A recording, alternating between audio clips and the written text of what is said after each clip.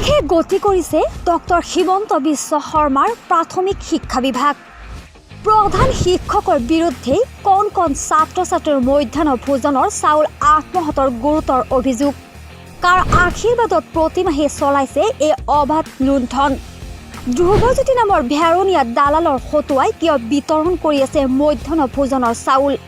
সাংবাদিকৰ প্ৰশ্নৰ উত্তৰত অভব্য আচৰণ এইজন ধ্ৰুৱজ্যোতি নামৰ দালালৰ।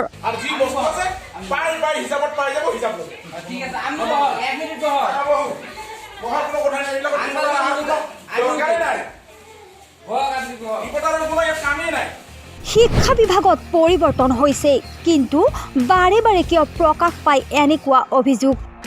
বৰপেটা জিলাৰ কলগেছিয়া ৰূপসী প্ৰাথমিক শিক্ষা খণ্ডৰ অন্তৰ্গত 1015 নং কান্দুলীয়া প্ৰাথমিক বিদ্যালয়ৰ প্ৰধান শিক্ষয়িত্ৰী নিবেদিতা পাঠকৰ বিৰুদ্ধে উত্থাপন হৈছে চাউল নগদ ধন আত্মসাৎ কৰাৰ গুৰুতৰ অভিযোগ।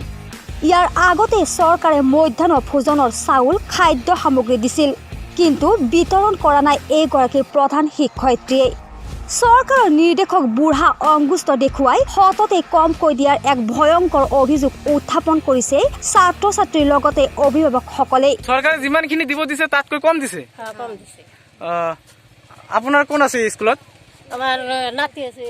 প্ৰধান শিক্ষয়িত্ৰীগৰাকীয়ে পৰিচালনা কমিটিক সোধ-পোছ নকৰি ভেৰণীয়া দালালৰ সহায়ত মধ্যাহ্ন ভোজনৰ চাউল বিতৰণ কৰি বিদ্যালয়ৰ ধন আত্মসাৎ কৰাৰ নাটক ৰচে। প্ৰধান শিক্ষয়িত্ৰীৰ এনে কৰ্মকাণ্ডই ছাত্ৰ ছাত্ৰীৰ লগতে সৰ্বসাধাৰণ ৰাইজক অতিষ্ঠ কৰি তুলিছে প্ৰধান শিক্ষয়িত্ৰী নিবেদিতা পাঠকে। এতিয়া চৰকাৰে শিক্ষয়িত্ৰী আৰু দালালৰ বিৰুদ্ধে কি ব্যৱস্থা লয় সেয়া হ'ব লক্ষণীয়। কলগেছিয়াৰ পৰা শফিকুল ইছলামৰ ৰিপৰ্ট, ই প্ৰাইম।